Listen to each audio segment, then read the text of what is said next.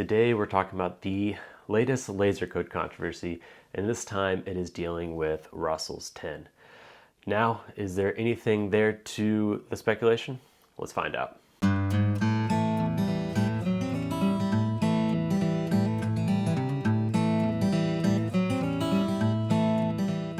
Welcome back to the Bourbon Retriever, and today we are talking about the latest laser code discussion.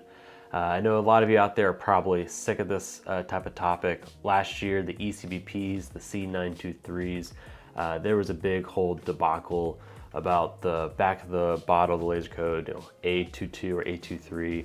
Was there a difference? Was one better than the other? There was a lot of controversy on that. Some people believed it, some people didn't. But the latest one we're talking about now is the Russell's Reserve 10.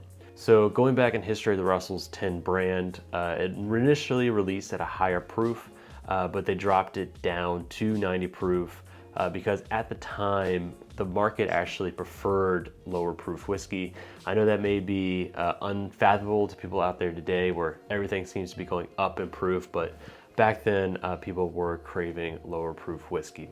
And in the past, these blends actually used to have older juice in it. I know on the label here it says 10, but that just signifies the youngest barrels that are in that blend.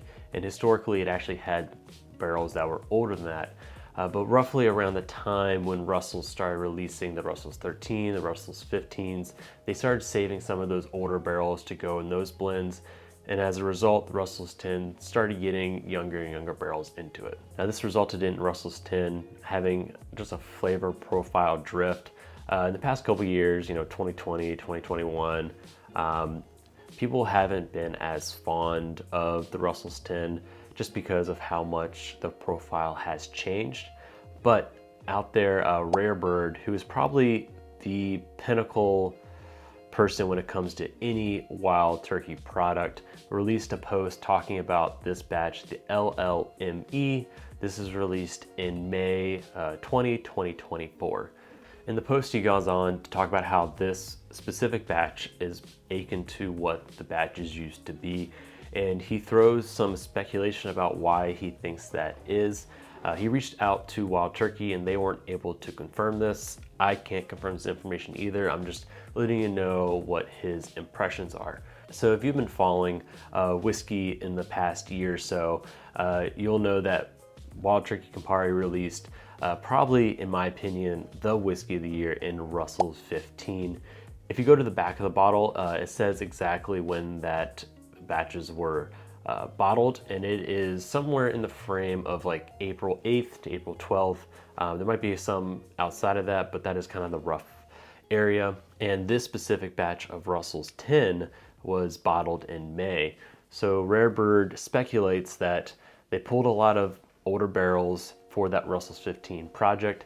Not all of those barrels went into the blend, and some of the leftover barrels went into this specific batch of Russell's 10. Now, Rare Bird reached out to Wild Turkey, but they did not confirm nor deny the speculation.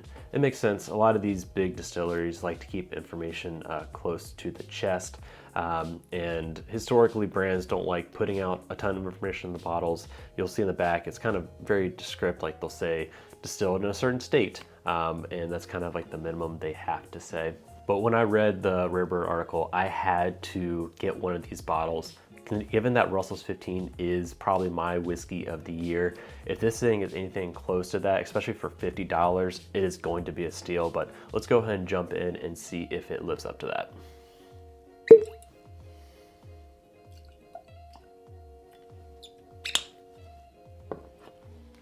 Cheers, onto the aroma.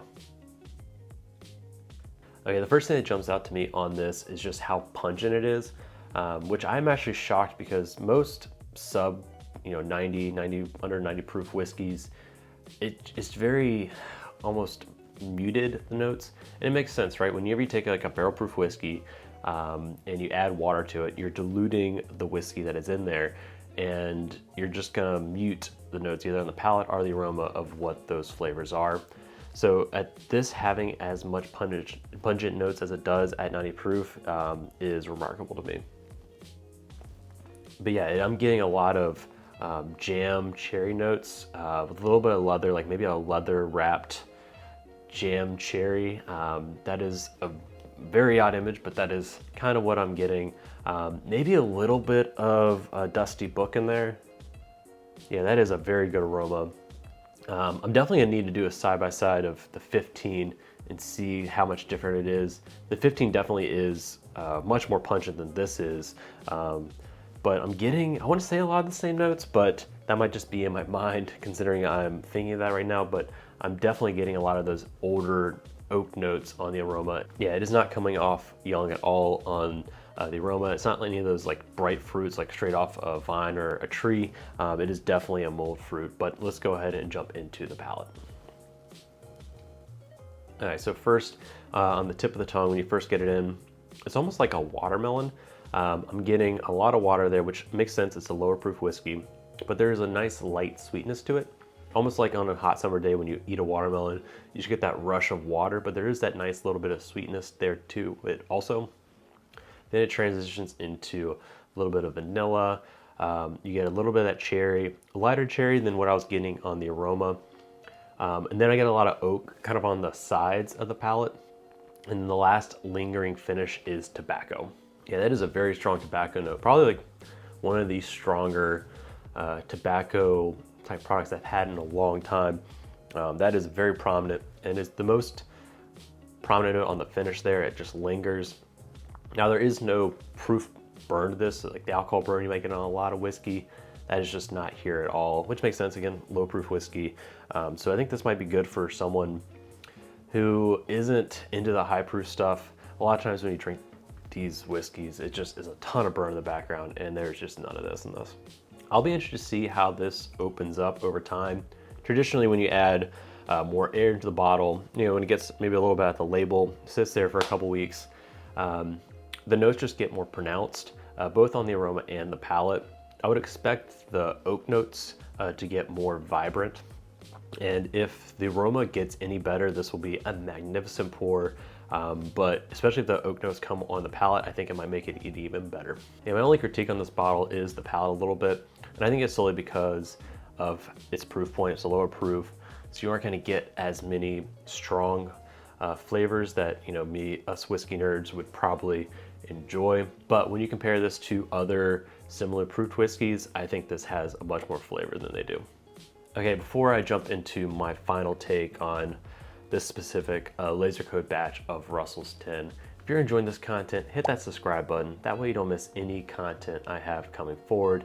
In addition, if you're looking to support the channel, I launched a Patreon page, throwing some new perks on there as I keep it growing, but that is the best way to support the channel going forward. Okay, so is there anything to Rare Bird's hype of this specific batch of Russell's 10? I would say potentially. I really do enjoy this pour. I definitely think there is older barrels in this. The aroma on it reminds me of a Russell's 15, Russell's 13, older Russell's products, but I'm gonna have to test this side by side with some of those older Russell's products to see exactly how much different it is, but I'm definitely getting a lot of those notes in the aroma. Where it's lacking from those higher end products is the palate. It just can't compete with those, but it's definitely something I would like to try side by side to see exactly how similar they are. Now, should you go out and chase this product, if you find it on the shelf for 50 bucks, instant buy, go grab it. Definitely worth that price point.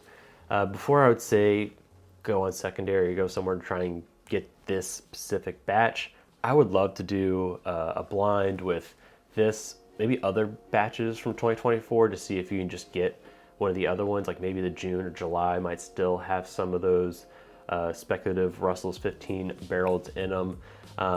Because when I was hunting around Virginia here, this batch, the May batch is gone. Like you can't find it anywhere, but there are plenty of batches from like, you know, February, March, June, July, all over the shelf. So I'm gonna pay attention to see how this video does. But if that's something you're interested to see how this compares to other Russell's 10 batches, hit that like, leave a comment below. If I get a nice response on that, that is something I will go out and do. But I have to give a shout out to Chase, a great friend. I could not have got this bottle without him.